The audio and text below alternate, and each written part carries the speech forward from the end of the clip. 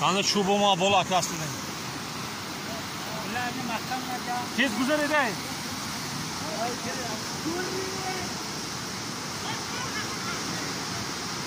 Çoğunda makam.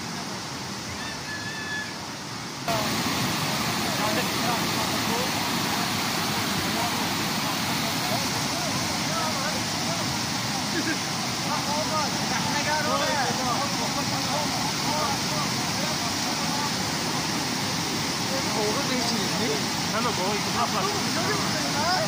Olsun kuşmuş ha.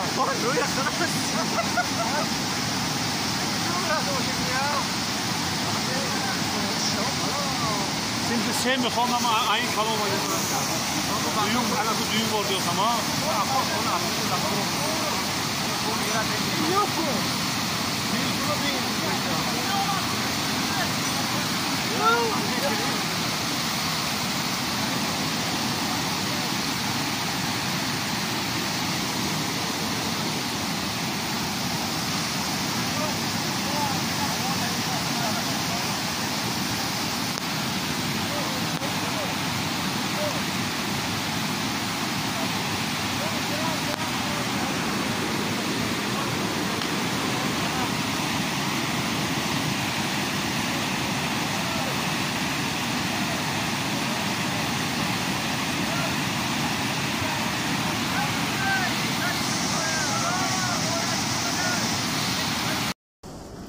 Ana ya seli kalon olmadı da rakını kısa.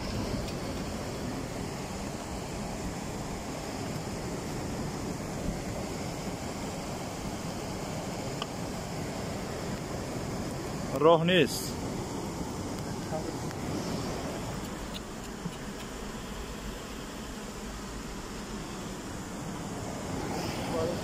سنه یکم آگوست در دهه‌های سرخرمی و قسمی از پل گرداب جماعت مقیان ساعت‌های 16-17 در نتیجه بارشات زیادی باران سیل آمده باعث خسارات زیاد گردید. خوشبختانه تلفات جانی به قید گرفته نشده است. سیل اساساً در گذر ناویدیه و نوع خشکی دهه ایثار آمده و براها و کوپرکوی دهه ضرر رسانیده دیوارهای بعضی از اهالی زیان دیده است. همچنین به خانه و مرکزهای سودا و زمین‌های کشت مردم لای قدر آمده قسمی از محصولات ایشان زیر لای و گل مانده است. در دهه خرمی نیز به خانه و زمین‌ها سیل در آمده و چیز و چاره ساکنان زیر لایق مانده است. دویومی آگوست صبحی بر وقت رئیس شهر پنجکند عبدالخالق خالقزاده به جای واقعه تشریف برده و از عاقبت‌های خرابی‌آور آفت طبیعی در این موضع دیدن نمود. در هفته بازدید رئیس شهر عبدالخالق خالقزاده از خانه و زمین‌های نزد حولگی هر یک ساکن ضرردیده جماعت دیدن نموده عرض و شکایتیشان را گوش نموده و بهره برطرف نمودن آن به شخصانی مسئول دستور و سپارش‌ها داد. اهالی از تشریف رئیس شهر خوشحال گردیده ابراز داشتند که به نزدیکشان آمدن و عرض آنها را گوش دادن خود یک کمک بزرگ است بهرهشان. سپس بهره معین و برطرف سازی عاقبت‌های سیل در جماعت دهاتی موقعیان رئیس شهر پنجکند عبدالخالق خالقزاده در مؤسسه تحصیلات میانه عمومی رقم 8 به نام ابوعلی ابن سینا با ساکنان ملاقات دایر نمود. واسه با حالتایی که دیروز شب در جماعت دهاتی موقعیان رخ داد و واسه با حالتی امون آفت طبیعی که امروز هست ما در هیئت استادی حالتهای فوق‌العاده مقامات اجرایی محلی حکومت دولتی شهر پنجکند یک جای با مسئولین دیده برآمدیم.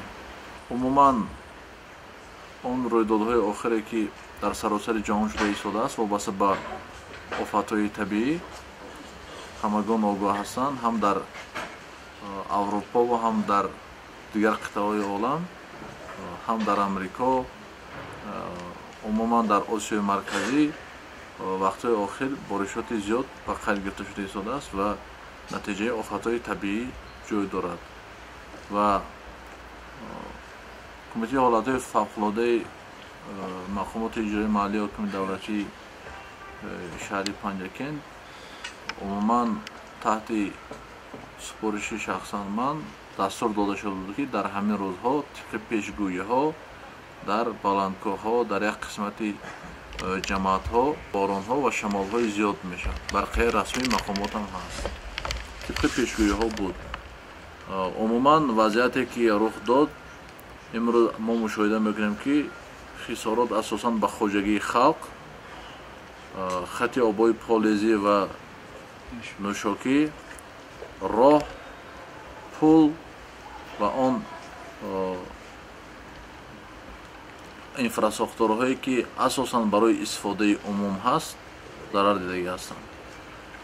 гурӯҳи корӣ ҳастанд дар ин ҷоҳат дида мебуранд, таҳлил карда ба ахбороти муфассал пешниҳод мекунанд.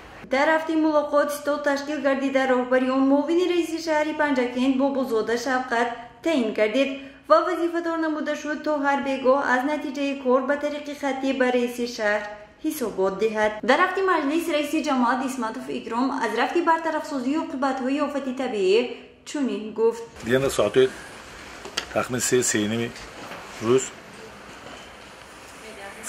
санаи 2 августи соли 2021 дар деҳаи хурмиқи пули гирдоб сел омад.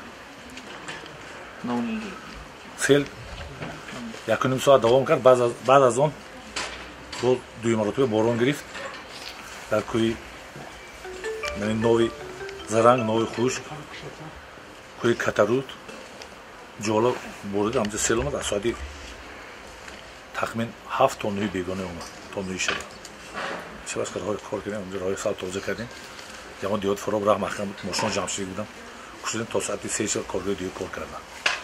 моли худтон омадед маҳтарам раис. ягон ки талафоти ҷонӣ нест.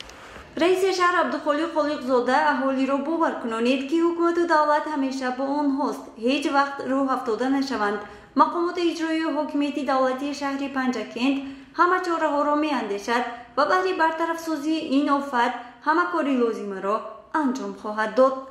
кумитаи ҳолатҳои фавқулода низ дар ҷои ҳодиса қарор дошта барои муайян намудани хисорот корбарӣ намуда истодааст. аз рӯи маълумоти кумитаи ҳолатҳои фавқулода тахминан ба 10-15 манзили зист дар ҷамоати деҳоти Моғиён лоиқа даромада 5 километр роҳи деҳаи Сор зарар дидааст.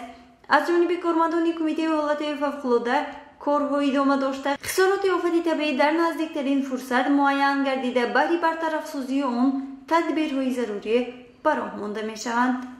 гузориши Мартаба Раҳмонова ва Исмоилҷон Холов аз ҷамоати деҳоти Моғиён.